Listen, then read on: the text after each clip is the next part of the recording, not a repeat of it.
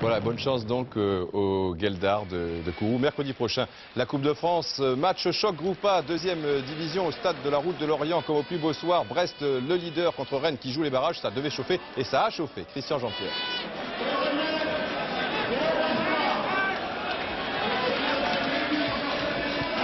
Ambiance folle hier soir à Rennes pour un derby breton au parfum de première division. Une bataille régionale pour une cause nationale entre de grosses écuries. Les Rennais ne pouvaient espérer un meilleur départ. 7 minutes de jeu, Patrick de la Montagne ouvre sur le côté gauche avec à l'arrivée un but pour Eric van der Bogart.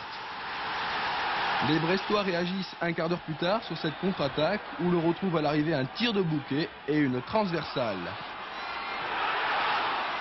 Durant ces 45 premières minutes d'excellent niveau, Rennes domine. Les deux arrières latéraux créent souvent le surnombre. Cano déborde une nouvelle fois pour le néerlandais Van der Bogart qui inscrit son second but.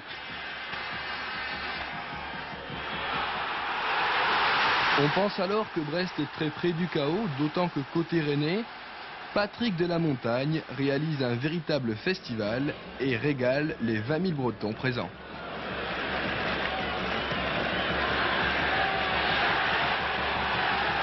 Le Stade Rennais a montré un visage extrêmement attrayant pendant 45 minutes, pas tout à fait, surtout une excellente première demi-heure, un rythme infernal et nous cherchions le chaos, on était tout proche de l'obtenir. Comme sur cette action où Laurent de la Montagne centre une nouvelle fois pour Eric van der Bogart, mais Barabé, le gardien brestois, réalise un excellent arrêt réflexe. Cabagnas, quant à lui, va voir monsieur l'arbitre, monsieur Véniel. Il aimerait tant avoir un coup franc à 20 mètres. Juste après la reprise, le vœu est exaucé. Roberto Cabagnas dans ses œuvres pour un coup franc qui n'aurait sans doute pas déplu à Michel Platini. Explication.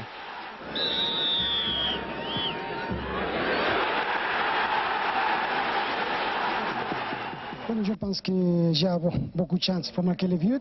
Et moi, travaillé aussi toute la semaine avec Barabé. Je pense que j'ai essayé le corner et j'ai la chance. Bref, vous l'avez compris, il a eu de la chance. Pascal Pierre sur cette action en aura moins. Il faudra en fait attendre la 70e minute de jeu pour voir le second but brestois, une nouvelle fois sur coup franc à la suite de cette faute.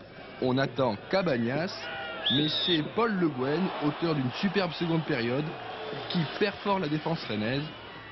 Analyse de Patrick de la Montagne. Il y a eu une mi-temps pour chaque équipe puisque les Brestois ont fini très fort ce match. Mais bon, on est quand même un petit peu déçus parce qu'avoir 2 buts d'avance, on pensait avoir fait le plus difficile et il a fallu 2 coups de pied arrêtés pour que les Brestois reviennent. Un match nul, mais hier soir à Rennes, c'est sans aucun doute le football breton qui est sorti vainqueur.